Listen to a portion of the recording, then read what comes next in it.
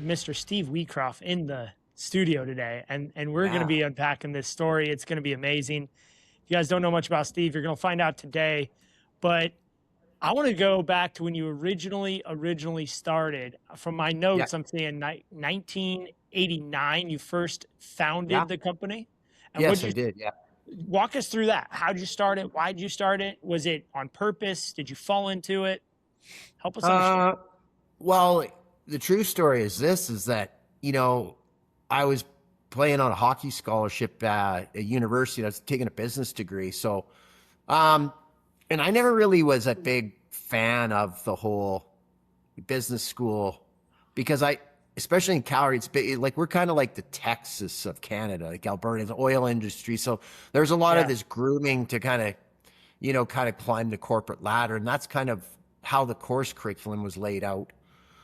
So I was kind of like, I had some kids when I was in university, if you believe that. So I'm living in married student housing off the back of Lot 10, in 1980, and I'm playing hockey there. 1988, it's the Winter Olympics in Calgary. So we're playing all the teams coming in from Germany and the Czech Republic and the Russians and everything. It was a pretty exciting time, but I'd go home at night and I'm changing diapers and I got to make money and I'm on a hockey scholarship and I'm working a part-time job at night in a warehouse. And then I would just go to school and sleep, and I didn't have time to study. So I wore a white t-shirt that says C's get degrees on the front. Right. So, and my yeah, profs were just pissed. They're like, you could be so much smarter. And I said, like, look, I said, I got kids. And they're like, what? I go, I play hockey and I'm working at night. And they're like, how can you even come to school? And I said, well, I got to get through. So I don't care. Like, so I just sit in the lecture halls and we'll go write the tests. And then whatever I got, I mean, chapter summaries were awesome, right? Like read through those and just guess a lot of C's and you're through. But in my third year, there was a really interesting course on entrepreneurship and on building your own business. So really the course was set up to write your own business plan about a business. And it was like half a semester to do this. You had to pick a partner, and my best buddy was in it with me. So we decided to team up. And we started writing this 124-page business plan. And it was like, this wasn't a short one pager, like it was the full financial package, everything. wow, And we decided to write it on a company we called University Lawn Services, so ULS. And the idea was to try to clean up the landscape industry. And we were going to have white trucks and we were going to be the white knights of the industry.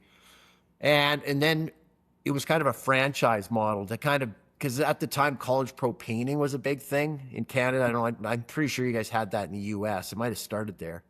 So we yeah, kind of want to be the next one of those. So we write this business plan and we get a B minus, right? So I'm like to the prof, I'm like, we have the only idea out of this whole class that's going to make money. He goes, well, it's not very creative. And then I was lecturing the prof on how, being in business, there's a lot of creativity, but the objective is actually to make money. So yeah, I'm like, so anyway, I had spent the previous 3 summers like jumping out of helicopters, and we were doing like tree planting, and I worked seismic, like in the oil patch, like laying down seismic lines for exploration and out in the bush, and I'd be away, and now I was in love and I had a girlfriend, all this kind of shit. So I decided to stay in town. And we said, well, let's just try this, let's try this business plan. Let's start a landscape company. So we started it up in 89. We had pretty good success that summer. We made way more money than we would have leaving town. And it was pretty lucrative going and doing these kind of isolated jobs. We got paid a lot to do them.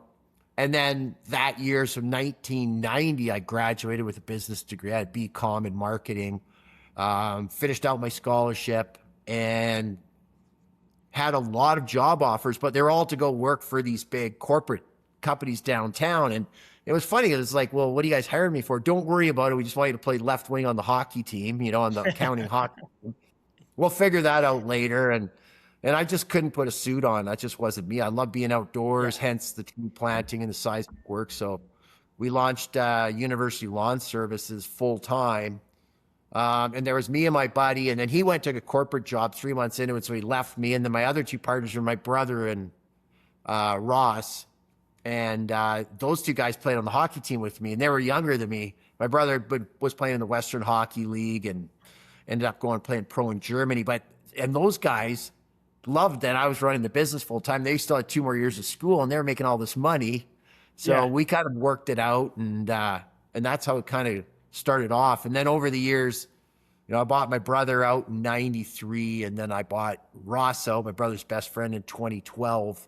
I can't say he's my brother that business gave me. Like, he's a great guy. And it was tough we went through some stuff on the partnership when it broke up, but we're best buddies still now, and it all worked out. But that's kind of how it started. It was kind of spurred from that. And then, we had this university lawn service, so we changed it to ULS Maintenance and Landscaping, and then eventually it just became ULS. And after private equity bought us, it kind of morphed into another name, which we can talk about later. But yeah, it was good. Wow. So I did not know that, actually. That's how you started. It was a college assignment, basically, to build a business plan. And then you took that business plan and built a business off a B- business plan. You created an A+ business, it sounds like.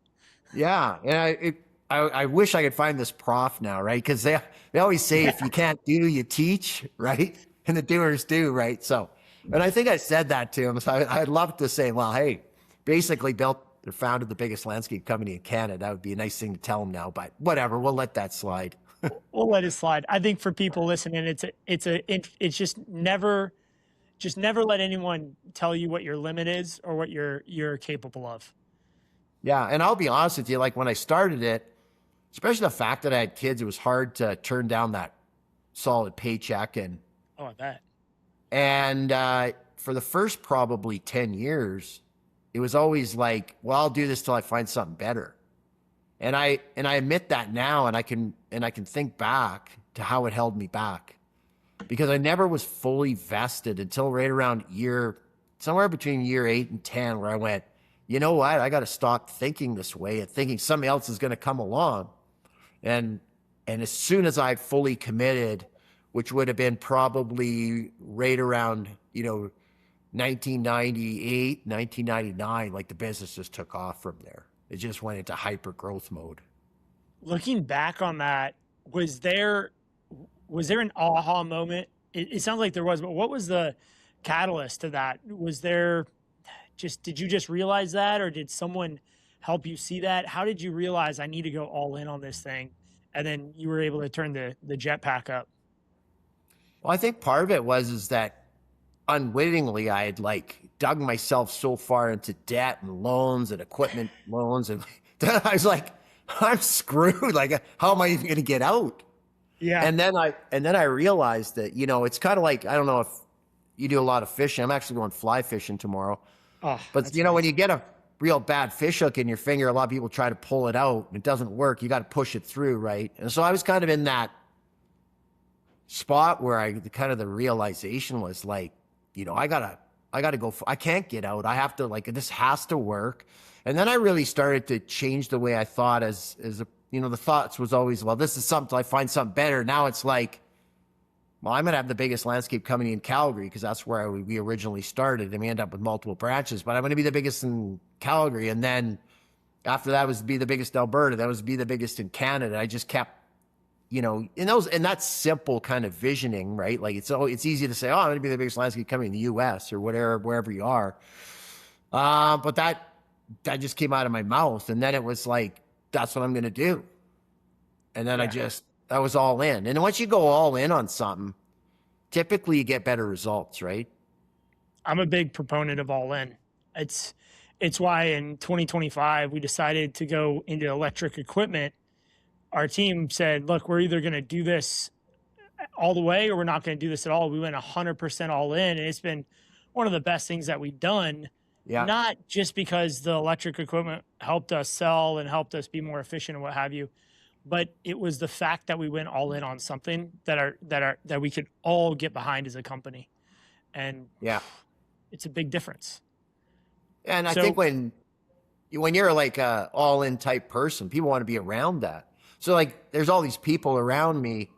It's like, well, maybe Steve's not going to do this anymore. He's going to shut it down. So this may be not a career. And then I said, I'm all in. Like, I'm doing this until, the day they remove me from this planet. Now people are like, I'm a safe bet, right? Like, I'm with this guy because he's going to make it work.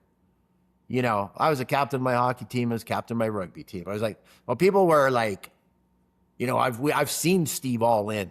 I like that guy. I'm going. I'm with him, right? Yeah, I'm going to put my money behind that guy. Yeah. Yeah. That's a good bet. So speaking about people, it's been a cornerstone as long as I've gotten to know you over the last couple of years. Yeah. It's a passion of yours, I can tell, in business of how do you bring people together and have people-centric businesses. Was that how you always ran your business, or was there a time or an experience that changed your perspective that you focus more on people? I was a people guy from day one. And I think some of the reasons why I was strong in that area is because I was deficient in other areas. So like my wife now often says like, you're a cheater because you manipulate everybody to do all the work. Right. So it's like, I'm like, are you trying to compliment me or are you cutting me down? And I know she is trying to cut me down, but I was always good at finding the fun in work and finding like the challenge and I don't want to say completely gamifying it, but making it into this kind of like us against them or a challenge or, you know, this bonding of a team against whether it was, you know, you can look at business as an adversary in a way, like, you know, most businesses fail. So we're not going to be in the stats that said we failed. We're going to succeed, and we're going to succeed in an industry at the time that was really not very advanced. Like when I started ULS, there was no emails, there was no cell phones, you know, there wasn't the equipment there was today. It was kind of like, you know, why would you ever want to be a landscaper? Yeah. And to some regards, that's still the mentality. But I was like, hey, like we should be proud of what we're doing. Let's go out there and show the world that, you know, we're great people. And we had lots of people that were in the trades. We had lots of college educated people. I mostly recruited at the beginning I used sport as a way to recruit because I was involved in sports. So we became a place like the women's Olympic team so I think that would have been in 90. I was like 92 or something. If they came and cut lawns for me, they didn't have to do cardio, and the Canadian Olympic program was based. So the coach of the team, I knew him because he coached me. So I had all these women hockey players. I had guys from the American Hockey League, some guys that ended up going play in the NHL that played for us. And I used that team framework from sports and I brought it over to landscaping and kind of created that real strong team environment and made it fun to come to work. I don't know why people want to set up businesses that aren't fun because, you know, you sleep for 8 hours. If you're lucky, you get 8 hours to get your personal stuff done and you're working for 8 hours. And then when do you have fun? Like if you're not having fun at work, like the chances of having it in that 8 hours, like by the time you look after kids and fix your car and cut the grass or whatever else you have to do, you better be smiling your ass off at work because it's a great place to have some fun and joke around and have friendships. And I did that from day one and it just paid dividends. Man, I couldn't agree more. I love having fun. It's one of our fundamentals, keep things fun. And actually just right before this podcast, we had a pizza party with our team and we do it every month and we get together for an hour and we play cornhole and we bet on stuff and, you know, it's just hanging out. And we did a soccer game last weekend. It's really important to keep things fun. So I want to hear a little bit more of the sports and business integration because I really freaking love that. Where did you, like, what aspects did you, I'm trying to think of the questions. Maybe it's this, how did you actually make things fun at work? What were some of those things you did and brought in from the sports industry? Well, I think it's kind of like, you know, we were really big on, you know, making sure, like almost that motto, like don't leave anybody in the field, like the U.S. military. Don't leave any man behind. Let's all go together and let's try to do some great things. And, you know, whether it's a positive or negative, I did have probably a high amount of hockey players that worked at ULS. And some guys went on to play in the NHL that worked for me. And I still see them and they're like, Steve, even though I'm making all this money, it's one of the funnest places I ever worked. Because I grew up in that environment where you're in the locker room and you're trout mouthing and we did that at work and it was hilarious. And when we didn't have like cell phones or anything. So we were on two-way radios back then, which was kind of scary because when you hold the button down, every two-way radio, and we had like 60 trucks in the field already. Well, every 60 trucks hear it. Wow. Yeah. You know, we used to have this policy like windows down, right? And the great part about it is we had a lot of women that worked for us, and they were just as bad, and we had just like fun with them, and yeah, and it's just, and I think it was a group of people that kind of I say this in a positive way, that kind of got off on working hard. It's like, Yeah. well, you stayed out doing snow removal for 10 hours. Well, I stayed out for 15 hours. Well, next time I'm staying out for 18 hours. And we kind of like made it, and we gamified things. We had always had like, we had the ULS record wall, like who's cut the most grass in a week and who's done this the most. And so there's always this kind of friendly competition. Yeah. And just that, like you said, just sometimes, and getting to know people outside of work. Like when we had an event, it was like all kids, all wives, boyfriends, girlfriends, bring your mom, bring your grandma. We knew that was a great way to build a company where people wanted to stick around. So I really like that you said that. It's our Christmas party every year. We invite everybody, the whole family, and we have yeah, 150, 160 employees. We have 600 people that show up to our Christmas party. So yeah, it's like bring the family, let's hang out, let's get everything going. I yeah, think a lot of people feel like work has to be work and has to be very like the strict professional, kind of like you said, like the suit and tie. And I never really fit that mold. I think a lot of people are trying to find their home and trying to find a way. So what was one of the things that you did in business that really correlated to actually increasing your growth? Was this team dynamic and this gamification? You grew this company pretty amazingly and organically.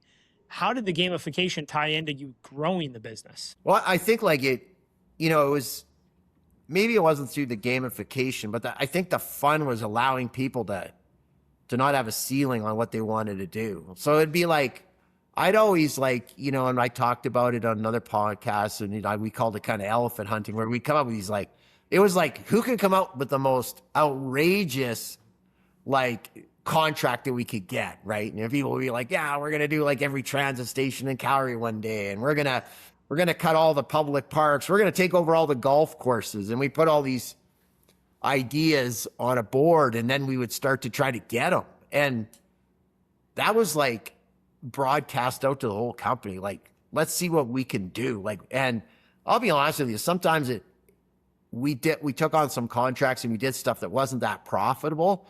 But I was good at pivoting real quick and saying, okay, we got to get out of this, and reversing decisions. But I'll tell you, when you let people dream and do whatever and go for it, they love that shit. Like, who wants to go to a place where you're crammed in a box and you're handcuffed? I mean, that's no fun. But No what way. about a place where you can dream and you can kind of come up with cool ideas, and we're going to try to do them and build really neat equipment? And I mean, some of the stuff we did was, we decided we were going to build these custom trucks one year, and we built like 10 of them, and I still see them around Calgary all the time now. And these things they were like a caterpillar with this huge back on it, did all kinds of stuff. And I mean, they're still around. And we had a team of 10, and we'd meet like once a week, and because we let a week go by, and we kind of kept designing them, and what would this ultimate truck be like. And it cost me a lot of money to do it, but in the end, it worked out. And in the end, we realized that it maybe wasn't, but it was just the fun of doing that kind of stuff, and really kind of trying to be innovative and come up with new concepts. And it kept things fresh and lively and exciting to come to work. People like that. Yeah, it's a place where people are allowed to dream, it sounds like. Yeah. Yeah. Oh man. So, let's talk a little bit about your exit to private equity and Yeah. kind of what brought you to that point. Uh, let's just start there. You came to a point, you decided to sell the company. What was that process like? Yeah. And I'm pretty candid about the private equity experience, but I think some of it, when I decided to sell, it was kind of maybe it wasn't for the right reason. I think I felt pretty fatigued at the time. Okay. We had come through a hard stretch where we got put into what's called, in Canada, they call it SAM, Special Accounts Management, where you start to default on certain covenants and ratios. So the bank, and people don't really realize it, like I went years and years where, because I was such a risk taker and gunslinger, that I was out of covenant all the time. And I'd go to the bank and go, I'm going out of covenant for 2 years. like on a debt to equity ratio or something, they'd be like, hey, no problem. Yeah. And it isn't a problem until a new boss comes into town or the bank changes their policy. So when we got put into special accounts management, it was more out of policy change. So, the bank might say, we're not going to back, service-based construction companies. And landscaping is in that. And they put a line on a spreadsheet and you're below it. And their job's to get rid of you. Now they're looking for excuses to get rid of you. So, hey, you're out of covenant. We're going to put you in special accounts management, which usually means you better start looking for another bank. Because they say they're there to help you, but they're not. Yeah. If you think help is you're drowning and they throw you an anchor, I guess they're helping you. But they want to finish you off. So I'd kind of come through a real big stretch like that. We'd righted the ship. We were doing good again, everything. And I was like, I don't know, I got up one morning and it was just like no different than saying I'm in the biggest landscape company in Canada. I said, I'm going to be out of this in 2 to 3 years. And as soon as I said that and started to be interested in that, it started to percolate. Now you got to remember, I'm in Canada. It's like 2017, 2018. It wasn't the buzz that it is right now in private equity, especially in Canada, and especially in Western Canada. It was dead. Like there's no deals getting done. And really, it was really serendipitous. As soon as I started thinking about it, I got a call. And for me, I had 2 other businesses at the time. So I was building like industrial condo bays for blue collar companies. So like if you had an electrical company and you had 10 vans, I was building these buildings for them. Okay. And then I had Spectrum Equipment, which was representing a number of original equipment manufacturers, OEMs, and then renting and selling heavy equipment to the energy industry. So I had a place to go. I was worried about the staff too, because I thought, well, what happens if I get fatigued? And, the only way to get out is to liquidate and move assets. So I decided to sell. And that would have been in October of 2019. And then once I sold, they retained me to be part of the M&A team. And then 3 months, and I left to go work at Spectrum. And 3 months later, they phoned me up and said, Steve, we want you to come back and help us grow it across Canada and be the CEO. And I'm like, no, I'm not coming back. And then they have a way of leveraging you to come back. And so some of it was remuneration. Some of it was, well, if you don't come back, this was what might happen. And I didn't like that. This is what might happen. And it was more around like, employees that I had working for me. I wanted them to be able to continue and be successful. And they thought I was the best leader for them. So I came back, and then that would have been in early 2020. And then all of a sudden we rapidly started to acquire companies, which was a very good experience for me because I got to watch how that all works. And I got to be a part of the private equity playbook and see how that all transpired out. It was a very good experience, but it was different. And I kind of, the difference would be this, like as a CEO of a publicly or of a private equity firm, it's completely different than being an entrepreneur. So it's kind of like, and I don't know if you're kind of a California guy, so you remember when, everyone was wearing van runners and skinny jeans came out, right? Oh yeah. Well, I'm a big hockey player, legs, you see me. So but I had to try skinny jeans. So I pulled these skinny jeans on, and I'll tell you, they were super tight on my legs. My balls were pushed up to my throat, trying to wear skinny. That's what it was like taking an entrepreneur and trying to make him be the CEO of a private equity owned company. Like pants didn't fit me and they were uncomfortable and I didn't like it. And it wasn't very long after I started to sit in that seat that I realized this isn't for me. It's a whole different feeling. It takes a whole different mentality. And it just wasn't for me. So we parted ways. And I moved on from the company. And it was a good time for me to leave. I always say, like, that's one thing. It's kind of one of the, I think I've added another level of leadership. But one of the very end stages of leadership is knowing when to leave something, because I know a lot of leaders stay too long. Like they kind of overstay their welcome. They get this mentality that they get to a point where they need the company more than the company needs them, and the company gives them a bit of an ego boost, but they're timed out. And they Yeah. need to say, this isn't about me anymore, it's about other people. And that's how I felt. Like it was time for Steve to move on. And so I just stepped, basically I just woke, I guess skated off the ice, hung the jersey up and I'm done. And it really was that easy for me. And once I moved on, I found that to be, it felt weird because you've spent so many years building this company up. And I just looked out of the window and I just saw one of our trucks drive by. Like, That's weird. when I left, we had like 390 trucks or something in Canada. So I see them all the time. And it's part of my legacy, but I don't want to be the guy that just talks about, oh, that's what I did. I wanted to kind of have a new legacy and I wanted to move on, but it still felt weird. Oh, yeah, I can only imagine. What was the biggest difference as a entrepreneur or founder versus private equity backed CEO? You described it great with that analogy, but Yeah. I just want to ask from a day-to-day standpoint, what's like the biggest difference that maybe was the biggest point of frustration for you? Well, here I am, spent like over 30 years doing this, and I tried so many different things. And really, I think if somebody was going to engage in me and wanted to learn from me or said, Steve, I want to ask you questions or mentor, the best thing I have to offer them is how many times I screwed up. Yep. And how many mistakes I made. Because somebody will say, I'm going to do this. And I'll go, well, here's what happened when I did that. And let's decide what was Steve's fault and what was just, part of the matrix of making that decision. And a lot of times I finally figured out the right way, but there was so much lost time. So here I am now at, my early 50s, mid 50s, and I'm working for these guys. They have no clue on what the landscape industry is about. And I'm telling them, here's what we have to do. And they're like, no, we don't believe that. We think we should do it this way. And I go, well, I know it's not going to work. And then they're like, why? And I go, well, because I tried that in 2012 and it didn't work. And then they say, okay, now you have to prove it to us. And now I have to take a team of 2 or 3 private consultants from Ernst & Young or KPMG and spend $250,000 to get a report done on it. And then I get the report back and it's exactly what I told them 4 months ago. And I've been having to sit around and it's so frustrating.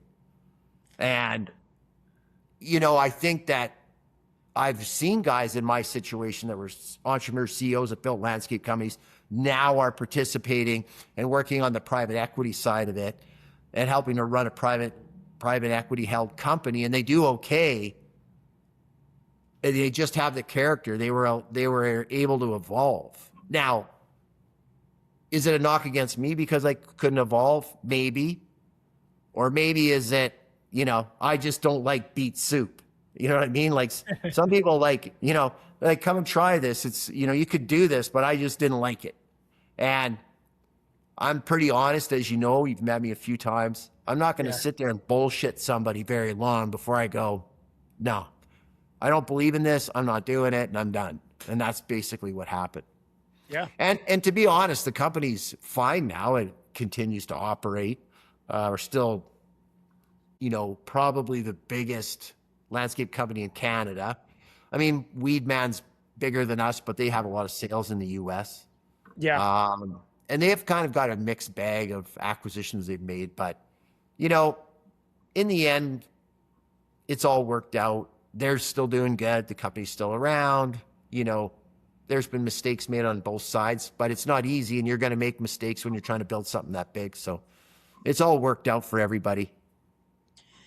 And that's good. And I think hearing you say this makes a lot of sense because I have seen a lot of friends who have sold to private equity and go into that world. And there's this frustration of someone who has maybe more education and technically more M&A experience, but there's a founder who's now the CEO trying to tell them that the thing that you want me to do is not going to work. And then you have a really shitty situation, like you're saying, because now you have to prove them wrong, which is the last thing you want to do. Because as CEOs, we want to grow the company, not go and spend 3-4 months proving the point that you already know. So I can see how frustrating that would be. I have a question for you on this because it kind of ties into, I think, a lot of people who are just CEOs, not private equity backed. When you hire a leader and you put them in place, and that leader has some level of experience, but maybe hasn't failed or made as many mistakes as you, and they start coming up with these, oh, what if we started offering this service, or what if we started building our trucks like this? And you're like, fuck, man, we already did that and it didn't work. How, as a CEO, do you lead that person without crushing their inspiration and their creativity, and not being the guy that has to call the shots? Well, I think a good way to look at that is to don't say you're wrong. Like, don't say to that person, you're wrong and I'm right. What you need to say is, okay, I heard what you told me, but I want to tell you a story. And I want to tell you a story about what happened back 3 years ago. And you tell them the story, and then you say to them, how is your idea going to rewrite this story in a positive way? And then shut up and sit back and see what they say. Because maybe you just executed improperly, or maybe you made a mistake there, right? And the nice thing about where I was is I was 54. So it wasn't like I tried it once and there's the story. It was like, well, I'll tell you 3 stories. This is how we all were. So I had exhausted a lot of the different ways you could do something, but it's always good to hear a new perspective. And especially, younger people are looking at the world differently. And with all the stuff that's going on with tech and AI, like there's a lot of things shifting. Even with equipment now, a lot of things shifting. So you can't be that old curmudgeon that says, that won't work because, everything's got to be gas, because everything's got to be a V8 engine, or what, you can't be that old guy. So yeah, I think what you want to do is you want to give them the opportunity to have a rebuttal and hear them out. And maybe there's some value in there. At the end of the day, though, it's your job. You bring on leaders, but you're the leader of the leaders. So you still have to step in and make sure that they're not wasting time or resources. But I think if you let them readjust, sometimes they might come up with a hybrid that might work, or it might kind of find a good path. And like I said, maybe you made the mistake way back when you did it the first time. But, I found that some of the stuff that was going on when I was trying to CEO this large company, I knew it was not going to work. Right? I know what you mean. There's certain things that just is like, it's a non-negotiable. We're not doing that. But when you don't own the majority of the company and you're not, you don't have the board seats, now it becomes board seats, right? And how are we going to pull this, and how are we going to pull this vote? And it becomes very political at that point. And that doesn't help anyone either. No, it doesn't. And like I said, it's a whole different feeling, and one that I didn't like. So maybe I wasn't the best guy to sit there and navigate that, just because of my personality and stuff, right? And it was tough because I was this leader that led a certain way, and now there's restrictions on it. So everybody that I led before is like looking at me going, well, why is this happening? And I'm like, I couldn't pull the wool over their eyes and sell it to them. No. It's hard to sell something you don't believe in. Yeah. Right. And then it's like, who are you loyal to at the end of the day? You have a contractual obligation, fiduciary obligation as a CEO, but then you have your Steve as a human obligation to the people who have helped you get to where you are. I could see why that part of your life becomes like, all right, I gotta move on and make that call. Yeah, because for me, it's always the people. It's always like what's best for the people. And I wasn't gonna try to trick anybody to try to make somebody else money when I knew it wasn't right. I always think you can make good decisions that can make you money, and it also is the best decision for everybody at the company. It's not this or that, it's this and that. Like, how do we make money and have a positive culture and a positive work environment? Because it's not sustainable if you're just making money and the people aren't behind it. It'll eventually fall apart. So I completely agree. I want to talk about making money for a minute, because you definitely have an ability to make money. What are some of the ways people can improve profitability in maybe let me set this question up a bit. So I think Yeah, right now we go through the industry, you and I talk to a lot of people, and one of the big yeah, challenges right now is a lot of innovative companies doing some really cool things, building great teams, great culture, implementing Leanscaper, maybe looking to implement Leanscaper and other tools. And then at the end of the day, they're like, man, I'm just not making any money. And I'm having a really hard time figuring this out. What are some of the ways that you've gotten through those points in your career and made your company highly profitable, or at least marginally profitable, like north of 10%? yeah. And I think that most companies don't make money in this industry. Yeah, it seems that way. No, that is how it is. Yeah. Most of them are barely getting by, and a lot of people, like, I always say top line vanity, bottom line sanity, cash flow is king, because they're so focused on revenue growth, and they don't understand that, really it's about gross margin and it's about being profitable. So I always say now is like, if you're going to grow responsibly. And at the start of any company, you have to have revenue. And usually what happens is a revenue, especially like companies that are 0 to, let's say, 15 people, it's kind of like, there's a book out there called Navigating the Growth Curve, and it talks about the relationship about how you grow businesses related to the number of people you have. And when you're at 0 to 10 people, it's only about revenue. You have to have enough to have the lights on. And so you really have created a job for yourself.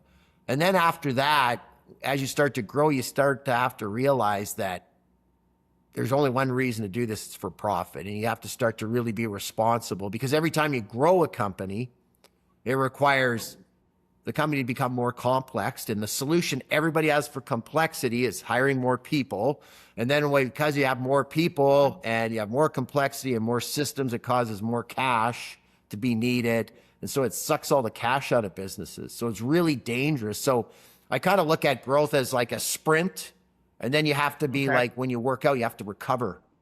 But what you'll see is these people that constantly grow, and then they're going to hit a spot where the complexity, number of people, and the need for cash causes a switch to be flipped that puts the company into stress. And I flipped that switch 3 times. 3 times where I went, oh no, this is bad. Like special accounts management once I had a loan pulled. Another time we just about went bankrupt. We are self-financed, but we were choking out online. And it was all because I didn't understand that, we can sprint for 110 yards, but then we have to stop. We have to eat a sandwich, have a glass of water, I kind of say like your head goes through the door and then your ass is still in the other room. You got to get in the room and let your ass come with you. People are going into the 2nd, 3rd, 4th room and their ass is still in room 1. And they get stretched out like a wiener dog, and they're like confused and, where's my ass? Well, it's not even with you anymore. And I see it happen all the time. So, I think that what people realize is they have to get to that point where they have enough revenue to have this company, and then growth after that has to be really strategic. And just going after contracts based on price is just a death sentence. Yeah. So if you look at most companies, I was talking to some other guys that have sold their company, and we were talking about theories, and one of the guys brought up the terrible 25. So if you're a maintenance company, for instance, you take your top 25 companies, you're probably making good money.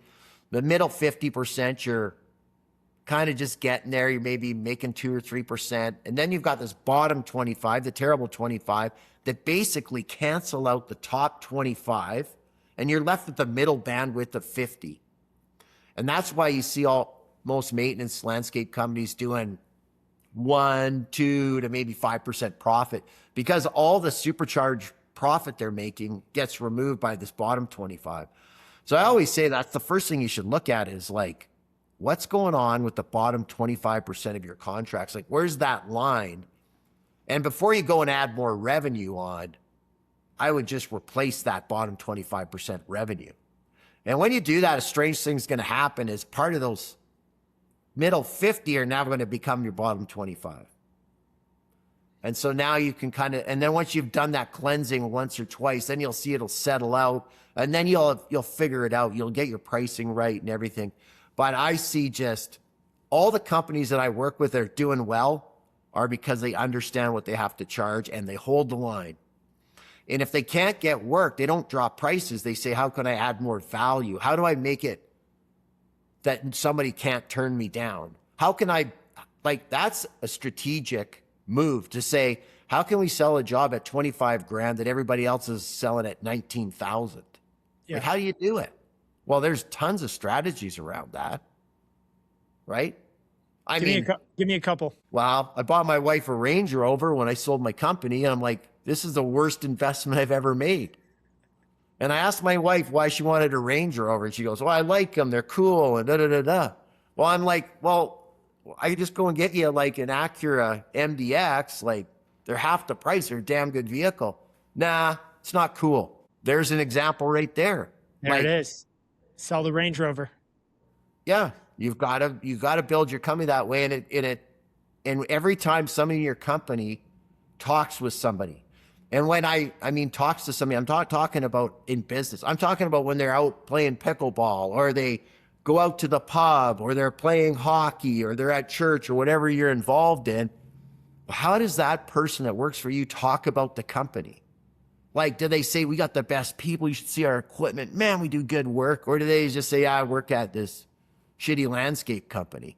Because you're building up the brand every day, and your brand is what drives the profit. And people don't realize, like, I see so many guys like the website isn't there, the trucks are beat up. They don't, like, yeah, you can't ask for very much more money, but you've got to create that strong brand, and you've got to stick it out, and you've got to sell value, and you got to have an operations team that delivers. I was always a big operations guy. Like, operations trumps sales. And I was on another podcast where some guys, it was tongue in cheek, but they said, Steve, we're kind of offended, like we're sales guys. Because I said to the podcaster, I said, if I was at my house and, some guys grabbed me and they said, hey, you got to go and shoot your head of sales or head of ops, or we're going to kill your kids, who would you shoot? I said, I'd just walk in, I'd put 2 bullets right between the sales guy's eye, like that. I wouldn't even hesitate. I said this on a landscape podcast. Well, now go to the Leanscapers singing all these sales guys like, Steve, like, why would you shoot us? And I said, because if we don't have strong ops and great service delivery, we have nothing to sell. Because what you do is you make everyone on the sales team a liar. Sell the dream, deliver the nightmare. Yeah. Like, I can't work and go out and sell unless I knew my guys could deliver. And so I think that's what a lot of people focus on. They like, well, we got to make more money. We got to sell more stuff. We got to like get more revenue in, but they're doing it backwards. It's like build strong teams, have good value, offer exceptional service. Sales guys understand we don't give it away for free. We don't park a K&D truck outside of anybody's house unless they're paying us for it. You don't necessarily have to be the Range Rover of landscaping, but you better be at least a BMW X5, If you want to charge a decent wage or a decent price, I think one thing I'm picking up here, and I want to mention, is companies are basically trying to optimize the sales process. And they're talking about, how do we pitch better? How do we create better proposals? How do we trick the clients into buying from us? And that's where they're going to hear us talking about this. That's where they're going to go focus their attention. And I think this is a private equity trap that a lot of private equity people fall into, which is optimizing sales performance without optimizing the value and delivery of operational performance.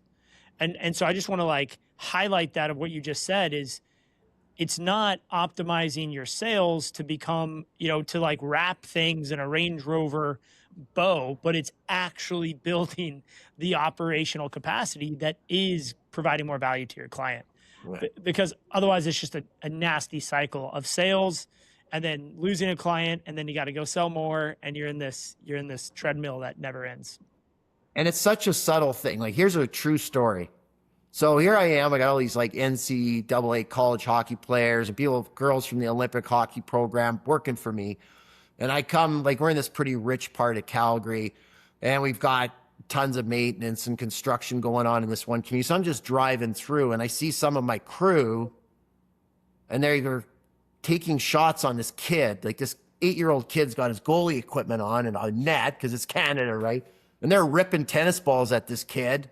And they're playing down in like Wisconsin for the Badgers, right? And I see him, and my guys are like, "Oh shit!" Like it's Steve, he's the owner, and we're like screwing around playing ball hockey with the kids in the neighborhood, right? And I just drive by and I don't say anything. So that night the crews come back and they're all like, "Oh, Steve, we're sorry. I know it's company time." I said, "Dudes, you can do that shit all day. Try to keep it at 10 or 15 minutes." And they said, "Why?" I said, "Because their dad phoned up and told me how awesome you guys are." Like, Yeah. and the dad's like, "We want you guys around our kids, and we'll pay you guys more money. Like, Yeah. my kids love you guys." Yeah. And that's what it's about. And nobody gets it. Like, they're so worried about sell more, but it's like, what's the image in the community? Like, I always tell companies, like, if you want to be a better company and you want to get more, become involved in the community. We had a big thing here where Trout Unlimited Canada was shocking this river, and we had to pull all these fish out. They couldn't get people. I said, "We're going to come on the weekend with all our trucks." We invited the wives and the kids and the husbands, and we all went down, and we had so much fun saving all these fish. Well, that night we're on the national news, we're on the local news. Yep. And now people are like, we give them a quote for 24 grand, and they go, "You guys are 24 grand. This other company was 18, but we're going with you guys because you're part of the community." Yeah. So you sell the brand, you sell the value, you sell, like, I'd rather give my money to this company because they're great people and they're investing back into the community, as opposed to giving these guys because they're a bit cheaper. And I've seen their work, it's not that good. So it's like, I see a lot of companies, they get all these sales and then they don't deliver, and then you don't get too many chances either. It's a small industry in a lot of small towns out there, small world. Yeah. People talk, and it's when you do that, I think it's a self-fulfilling prophecy. When you deliver low value, you then now have to reduce your pricing to continue to sell, because at 24,000 they're buying ours, but if someone's going to charge 12,000, they may actually give them a shot. And so now you have those companies underbidding themselves from the last year they bid a property or they bid a job, and they just get lower and lower, and then of course their services get worse and worse quality. So yeah, we used to track our close rate, and our closing rate on quotes was about 25%. And I've seen lots of companies that say, "Oh, ours is 80, ours is 90." And I'm like, I told our guys, if it goes higher than 26, I'm going to be pissed. And I said, they're like, I go, "That's like the speed gun on a pitcher. Like, you got to be throwing at one, you got to throw smoke. I want to see 101 on this gun." And the 101 means there's going to be some wild pitches. You're going to hit some batters, but I need smoke. I don't need like 89 mile an hour pitches, and I don't want to be 80% close rate. Nope. So these are the things that I preached and the things that I wanted our guys to live by. And they're like, "This is fun." Yeah. Right? They're excited. Like, we're not always going to be low ballers. And then the ops guys go, "You guys get them at this price. We're going to deliver." Spending an extra 15 minutes talking to the kids when they're coming back from school, or making sure, the people on the property felt good about things, asking them stuff. "Are you happy?" These little things that a lot of companies are too rushed. They can't, they say they want to provide exceptional service, but it's not in the price. Can't do it. Can't do it. Yeah. If you don't price it in, you can't do it. It's interesting. My dad bids a fair amount of work. So it's funny. He takes all the work that no one else wants to bid that comes into the office. And so he's kind of like the backstop of taking all the work that is either too complicated, maybe it's a picky client, maybe it's not really our ICP, but it's still a really good relationship, or it was referred from Yeah. someone that, knows them. And so he goes and bids these jobs at a very high price with a ton of hours. And so my dad's name's Kendall. And there's a saying around the ops yard, which is, hey, I got a Kendall project. And Yeah. if you got a Yeah. Kendall project, you got plenty of freaking hours. You're going to have him on site helping you. He's going to give you all the details that most of the other sales reps aren't going to give you. And so we actually created this AI, which was Ask Kendall, Oh, because cool. it's just based on how he bids work. And so that's how we're trying to kind of embrace this idea of sales is look at Kendall. He's got a high, his close rates in that range of 25-30%. And he's taking all the leads that everyone else says, I don't want to waste my time with. Yeah. So it's doable and people are Yeah. doing it. And one thing I always told my sales guy is anybody that did sales, I did this too. It was my favorite line. So I'll give it to you guys today. So you do the sales and they're like, well, you guys are pretty high. And I kind of would look at them and go, yeah, we've got a great company, great people, and we invest in really good equipment and do great work. And I understand if you don't go with us because we are quite a bit higher. That's okay. Can you do me one favor though? And they would go, okay, because I'm nice. They're like, sure, Steve, because they're feeling guilty because they want to go with us. And I go, can you keep our quote around in case they don't perform or they make a mistake or they screw up? Because then I want you to be able to call me and I'm not going to be offended that you don't take me today, but I want to make sure I get a chance to fix it. Oh, Yep. that was a killer. And, we were doing 55 something million in snow. That was the best thing you could ever do for snow removal because almost every company screws up in snow. And they would phone us. And as soon as there was a big snow event, we would get literally this one time, we must have picked up 50, 60 contracts in a week just from the guy. Steve, I'm calling you up. You're right. Those guys suck. And your phone slammed. And then they're hiring us, right? So you don't always have to win. Sometimes it's good to come in the second place and be ready to perform when the other guy screws up because it's probably going to happen. How did you hold your standard so high as you guys scaled to such large volume? I think that seems to be a challenge for most folks. Well, I'll be honest with you. I started to move away from more and more complex tasks and move to more repeatable, easier to deliver tasks, right? So, and it's weird. I mean, it was strategic in a way, usually because I started to sense like, I don't know if we can be the best at this. We still at 100 million. So it's like, we got out of really high-end residential because I didn't want to be in that market anymore.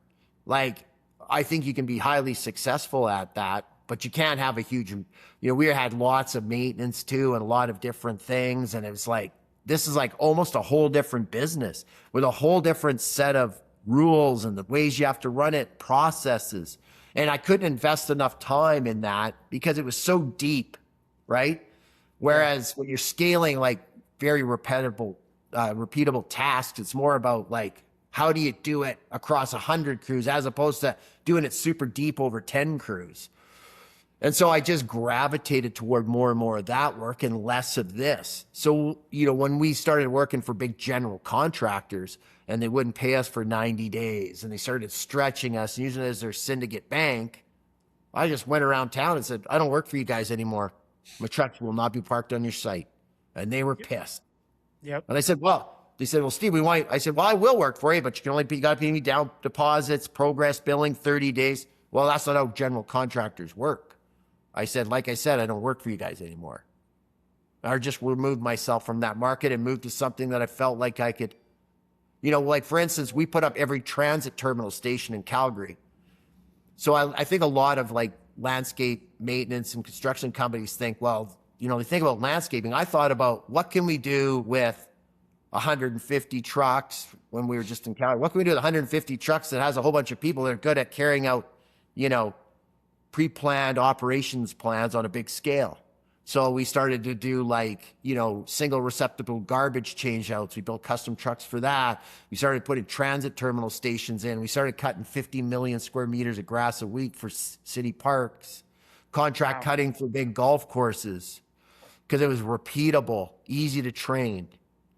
So that's kind of how I did it. I'm not saying it's the right way, but if you're going to go into these more complex things, I think you got to really focus in on it. Like if you want to do high-end design build residential, then that's really all you could probably do, because that in itself is just a monster to keep everything and, you know, in all in order and all under order and all delivered properly. Because at the end of the day, the homeowner comes home and they're looking at it through a microscope.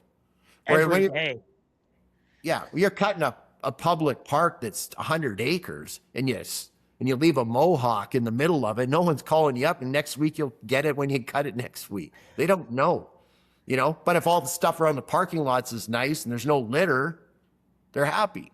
So that's one of the things that I started to do. I started to gravitate and stop thinking so much like a landscape company. I thought, what do we need trucks, people for, that's easy to do a good job at and is repeatable and scalable. So that's where I kind of found my ICP, you know? Yeah. Well, what it's reminding me of is that we live in an infinite world and an abundant world. And there is opportunity and work and people that need services all around us. But we often put these glasses or lenses on that we only see certain things in front of us. And then we get really worried about losing jobs. So that's why people don't let go of their bottom 25%. And we get really worried about not having enough work. And so we start to try to like hold on to anything we can get our hands on. You've taken and continue to take a completely different mindset, which I really appreciate you sharing so openly, which is it's an abundance mindset. Like what is out there that we could do and we could scale, because it's clear that scale is part of the vision and was part of the vision. I want to pivot real quick, Steve. We haven't really talked about what you're doing today. And, you know, what do you do? What do you do day to day? I see the Leanscaper poster in the background. You know, what's the world of Steve looking like in 2026 here? Well, I took about a year off, you know, did some fly fishing. I have a big property that I worked on to get it all up into shape. And then, you know, Mark Bradley contacted me, wanted me to come on and work with the advisory group at Leanscaper. And I already had a couple clients that I was doing advisory work for. So, you know, for me, and I talked to my wife about it, I said, look, you know, if I stick around the house here, I'm going to drive you nuts. So, you know, I started up this company, and, you know, I could obviously grow it if I wanted to, but it's kind of boutique, and I only work with a certain number of clients, having fun helping out people and still staying connected to the industry. Yeah, I got a little venture capital company. I do some investments in different types of startups and stuff like that. So that's exciting. And, you know, spend lots of time, you know, fishing, and I'm going fishing tomorrow. So I'm looking forward to it. First day on the hike in the rivers. And yeah, but you know, you've seen me out at the events. I've been doing a lot of public speaking. Last year, I think I did like 10 different shows, and it's been fun. That's awesome. Well, yeah, I appreciate you sharing the gospel, getting up on stage. I've seen you speak a couple times now, and I always look forward to it, because it's not going to be a classic PowerPoint walking through a deck. Like, I don't know what's coming out on stage, but I know it's going to be entertaining. No decks. Oh, man. All right. Well, let's start to wrap this thing up and land the plane. Steve, you've shared so much, but I always ask at the end of every podcast episode for a trade secret, something you've learned from, you know, bruises and scars over the years. What's the one piece of advice you want to leave our listeners with? One piece of advice. I think, like, you know, it's funny because at this recent Leanscapers thing in Chicago, and Jennifer talked about vivid vision and stuff like that. I was never a real big, like, really write it down to the details. But I think that when you get up in the morning, what happens is people forget about that stuff. So they'll do a vision plan, or they'll have goals or strategies, and then they get put on a computer nowadays and they're stored. You never look at it. And I always think that, and it worked for me, and I think people should try it, is just to come up with kind of a real quick mantra or a quick sentence or a few words that sum up what you're trying to do that year, or a challenge that you want to overcome.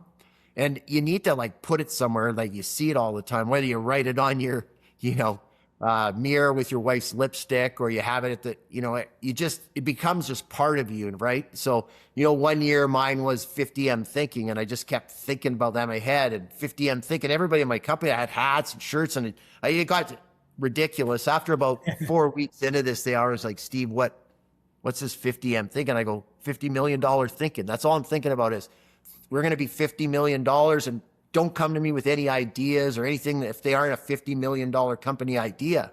And it was funny because the first week a guy came to me and said, well, we should do stuff like this. I go, get out of my office. I made a big scene. Everybody laughed. So that's not 50M thinking.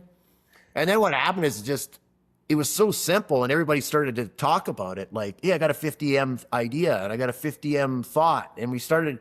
So now it just became, that's it, like 50M, right? And it just stuck. And that's what I think people have trouble with, is getting traction on things. They make it so hard to remember. They make things so, like, there's so many things going on.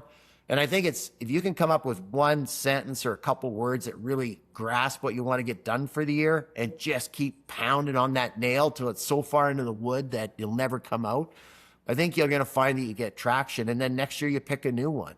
And it just grounds you. It's just so grounded because you just stay focused, right? So yeah. It's great advice. I love that. It's ours is at least it's 26 and 26 million in 2026. Yeah. Simple as that. And it's just, it's simple. It doesn't have to be perfect, doesn't have to be right. It's just what we're talking about. Yeah, and have fun with it. Put on a baseball hat, put it on the front of your license plates on your truck, whatever it takes to stick, because one of the main jobs of a CEO is to have clarity. And it's pretty hard if it takes you half an hour every time you got to explain it. I'll guarantee you nobody's listening to you. Nobody. Yeah. Well, that was a fun conversation, man.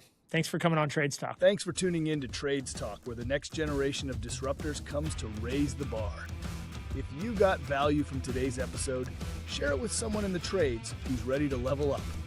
For more tools, insights, and community, follow host Justin White and join the movement at jwhitegroup.com.